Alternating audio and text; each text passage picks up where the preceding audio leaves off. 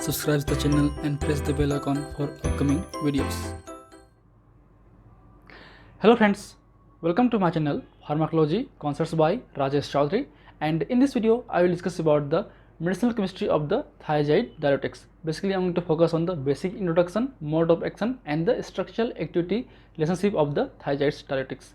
तो आज की वीडियो पे हम बात करेंगे थायजाइड डायरेटिक्स के बेसिक मेडिसिनल केमिस्ट्री के बारे में, सार के बारे में, जो कि बहुत ही इंपॉर्टेंट टॉपिक है। डायरेटिक्स से बेसिकली आपके दो ड्रग या दो क्लास के ड्रग जो है बहुत ही इंपॉर्टेंट होते हैं। उनमें से एक है आपका थायजाइड्स, सेकंड आपका लूप डायरेटिक्स।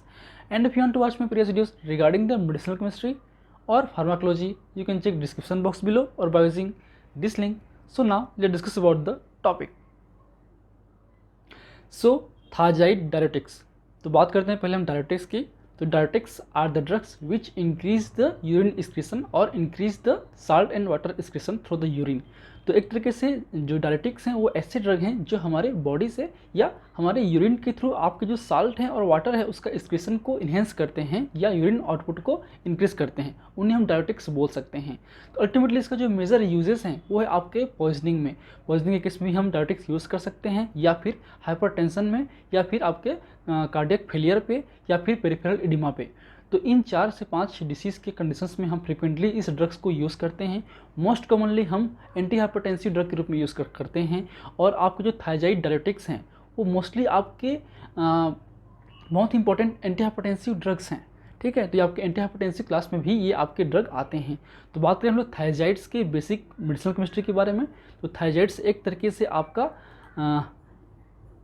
बेंजोथायडाइजिन डेरिवेटिव है। इसका हम देखेंगे, स्ट्रक्चर देखेंगे तो इसमें बेंजीन और थायडाइजिन जो रिंग है वो फ्यूज्ड होते हैं, इसलिए हम इसको बेंजोथायडाइजिन रिंग भी बोल सकते हैं, जो उनके बेसिक आपके स्ट्रक्चर हैं, रिंग हैं। बात करें इसके बेसिक मोड ऑफ एक्शन की, तो ये आपके जो नेफ्रॉन है, नेफ्रॉन में जो आपका साइट नंबर 3 जो कि आपका DCT है, डिजिटल कंट्रैक्ट ट्यूब्यूल्स, उसमें प्रेजेंस जो आपके ट्रांसपोर्ट सिस्टम है, खासकर आपके सोडियम क्लोराइड सिम्पोर्ट पंप। ठीक है, तो इस पंप को इनहिबिट करता है। इस पंप को इनहिबिट होने की वजह से जो आपकी रीएब्जॉर्प्शन है इन सोडियम और क्लोराइड का और वाटर के साथ साथ ये आपके नेफ्रॉन्स में नहीं हो पाता। अल्टीमेटली ये ल्यूमेन्स के थ्रू ही आपके यूरिन में ही रह जाते हैं और इसलिए एक्सक्रीट आउट हो जाते हैं। And enhance the excretion of the sodium, chloride, calcium and magnesium. तो ये अल्टीमेटली जो आपके साल्ट्स हैं, साल्ट जो खासकर आपके सोडियम है, क्लोराइड है, पोटेशियम है और आपके मैग्नीशियम है, इन आयंस के जो एक्सक्रीशन है उसको इन्हेंस करता है। But it reduce the excretion of the calcium ion. ठीक है, जबकि ये आपके कैल्शियम आयन के एक्सक्रीशन को कम करता है। मीन्स हाइपर कैल्शियमिया इसमें हो सकते हैं। ठीक है, बाकी सब बढ़ेंगे, ये बस कम होगा। तो अल्टीमेटली जो इफेक्ट है ये होगा आपका saltatory action. Saltatory effect means salt, saluretic salt को एक तरीके से एक्सक्रीट आउट करना। And it also decrease the plasma volume, ECF means extra cellular fluid, cardiac output and the release of insulin. तो ये इसके अलावा भी इन कुछ बेसिक इनके एक्शन है। But it is not useful in the renal failure condition. अगर आपका रिनल फेलियर है, अगर आपका GFR बहुत ज़्यादा कम हो गया है, उस केस में इसको हम यूज़ नहीं करते हैं। ठीक है, यह ध्यान रखिए। बाकी डिटेल तो हम फार्माकोलॉजी में पढ़ेंगे ही, तो उसका भी लिंक आप दे दिए हैं, इसको आप जाके चेकआउट कर सकते हैं। आपको पढ़ना ही है फार्माकोलॉजी 2 में। इसका जो बेसिक यूज़ हमने कहा एज ए डायरेटिक्स के रूप में, उसके अलावा एंटी हाइपरटेंसिव के रूप में, इडिमा पे, डायबिटीज इंसिपिडस पे, ठीक है, एंड पॉलीकैल्सियूरिया पे, हाइपोकैल्सियूरिया पे। ठीक है, मतलब आपके जो कैल्शियम की कमी होती है तो उसको बढ़ाने के लिए हम यूज़ कर सकते हैं। बात करें हम इस क्लास में ड्रग की, तो आपके मेडिसिनल केमिस्ट्री में आपको पढ़ना है क्लोरथायाजाइड, हाइड्रोक्लोरथायाजाइड, हाइड्रोफ्लूमेथाजाइड और साइक्लोथायाजाइड। तो ये आपके 5 ड्रग, आपको 4 ड्रग मेजरली पढ़ना है, जो हम पढ़ेंगे नेक्स्ट क्लास में। आज हम कवर करेंगे ACR या स्ट्रक्चरल एक्टिविटी रिलेशनशिप के बारे में। तो बात करते हैं इसके बेसिक स्ट्रक्चर की। जैसे हमने कहा ये आपका बेंजोथायडाइजिन डेरिवेटिव है, तो ये आपका है बेंजीन रिंग और ये आपका है थायडाइजिन रिंग। तो एक तरीके से ये आपका 1, 2 और ये 4 पोजीशन पे जुड़ा हुआ है। तो 1 पे थाया है और 2 और 4 पे डायजीन है, इसलिए इसको हम 1, 2, 4 बेंजोथायडाइजिन भी बोल सकते हैं। और 7 पे इस पर सल्फोनामाइड है, इतना मतलब इसको सल्फामॉइल है, तो इसको हम 7 सल्फोनामाइड भी बोल सकते हैं। और 1 पे क्या है, डाइऑक्साइड है। ठीक है। तो जब हम पढ़ेंगे डिटेल में इसके नॉमेनक्लेचर तो हम देखेंगे वन बाय वन सारे ड्रग्स का। तो अब आते हैं थायजाइड डायबिटिक्स में। थायजाइड डायबिटिक्स में आपका यहाँ पे NH रहते हैं, जबकि हाइड्रो में आपका जो ये पोजीशन भी है यहाँ पे भी NH रहते हैं, इसलिए आपका वो आपके हाइड्रो ग्रुप होते हैं, इसलिए हम हाइड्रोथायजाइड्स बोलते हैं, वो भी हम देखेंगे। तो इसमें आपके पहला है क्लोरथायजाइड। क्लोरथायजाइड में सब कुछ सेम रहेगा, ये R जो है वो भी आपका H रहेगा, ये जो R है ये पोजीशन नंबर 3 पे है, जो 3 पोजीशन है वहाँ पे जुड़ा हुआ है ये R। तो ये आपका क्लोरथायजाइड में H रहते हैं, केवल आपके 6 पोजीशन पे होता है आपका क्लोरो ग्रुप, ठीक है, क्लोरो ग्रुप। तो क्या हो सकता है ये 6 क्लोरो 1,2,4 बेंजोथायडाइजिन 7 सल्फोनामाइड 1,1 डाइऑक्साइड, ये हम बोल सकते हैं इसके बेसिक नॉमेनक्लेचर के रूप में। फिर है फ्लूमेथाजाइड, जिसमें आपके ये CF3 होते हैं, मतलब ट्राइफ्लोरोमिथाइल इसमें होते हैं आपके 6 पोजीशन पे। तो 6 पे ट्राइफ्लोरोमिथाइल 1,2,4 बेंजोथायडाइजिन 7 सल्फोनामाइड 1,1 डाइऑक्साइड भी बोल सकते हैं। ये आपका बेंजथायजाइड, इसमें आपके यहाँ पे क्लोरो तो होता है, लेकिन ये जो R पोजीशन है यहाँ पे H ना होके CH2S CH2C6H5, ठीक है। बेंजाइल थायोमिथाइल ग्रुप प्रेजेंस होते हैं आपके 3 पोजीशन पे, ठीक है। तो ये आपके थायजाइड्स हैं, इंपॉर्टेंट ड्रग्स हैं।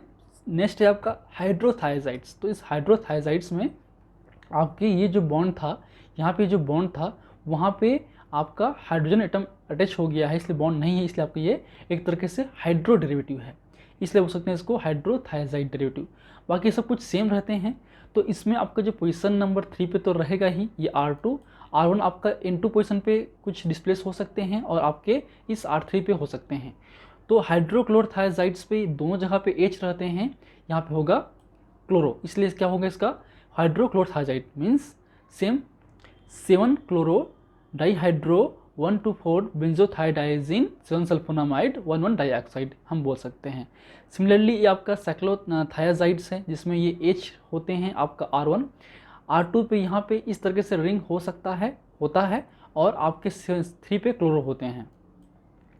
हाइड्रोफ्लूमेथाजाइड पे यहाँ पे मिथाइल ग्रुप प्रेजेंस होते हैं R3 पे, यहाँ पे H और H होते हैं, यहाँ पे जस्ट क्लोरो की जगह पे CH3 है, ठीक है।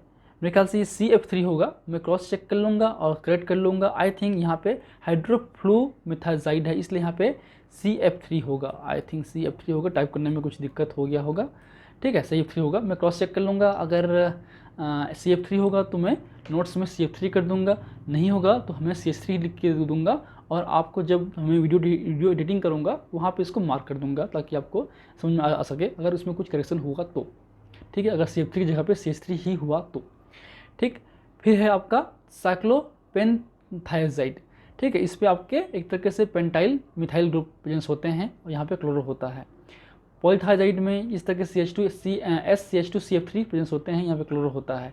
तो ये आपके बेसिक इसके स्ट्रक्चर के बेस पे इसका कुछ डेरिवेटिव्स हैं, ठीक है। अब आते हैं सार पे। तो आप बोलेंगे कि सर सार तो है नहीं सिलेबस पे। एक्चुअली सार सिलेबस पे नहीं है, बट डायरेक्टली इस पे जो फिफ्थ सेमेस्टर हैं उनमें सार बहुत ही कम दिया है, लेकिन उसमें लिखा है कि इंपॉर्टेंट ड्रग्स के सार पढ़ना है। तो जो मुझे इंपॉर्टेंट लगता है, जिसका बुक में भी दिया रहते हैं सार, उसको मैं कवर करने की कोशिश कर रहा हूँ, ताकि क्वेश्चंस आपसे छूटे ना, ठीक है। कुछ आधे घंटे 10 मिनट एक्स्ट्रा पढ़ लेंगे तो आप कोई हार्मफुल नहीं होगा, आपको नॉलेज ही मिलेगा मेरे हिसाब से, ठीक है।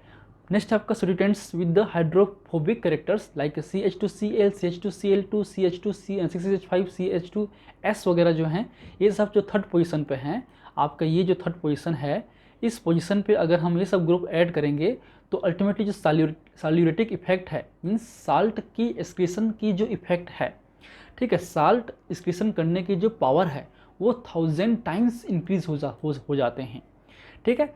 And the increase saluretic effect correlate with the lipid solubility, क्योंकि वो लिपिड सोलबिलिटी उनकी अच्छी होती है।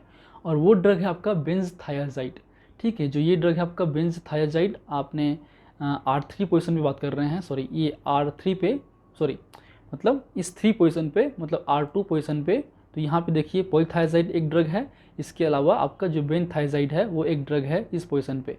तो ये दो ड्रग की जो सॉल्यूरेटिक इफेक्ट है बहुत ही ज़्यादा स्ट्रॉन्ग होती है।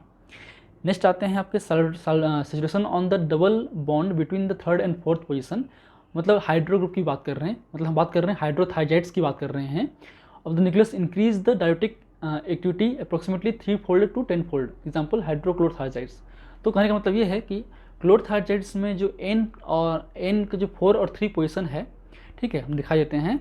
ये जो पोजीशन है इसकी बात कर रहे हैं, इस पोजीशन के बीच में अगर बॉन्ड है तो थाइजाइड्स हैं, अगर उसमें हाइड्रो ग्रुप जुड़ गया है एक्स्ट्रा तो हाइड्रो ग्रुप्स हो गए।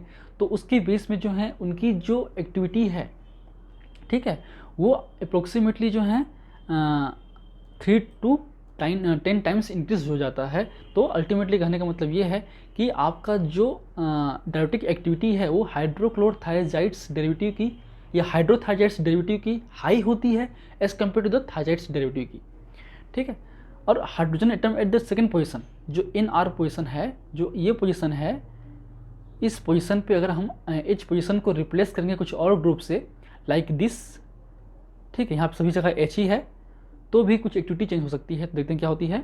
तो hydrogen atom at the second position NR1 is more acidic, ठीक है, इसकी एसिडिक मोर होती है due to the presence of the neighbouring electron withdrawing the sulphur group.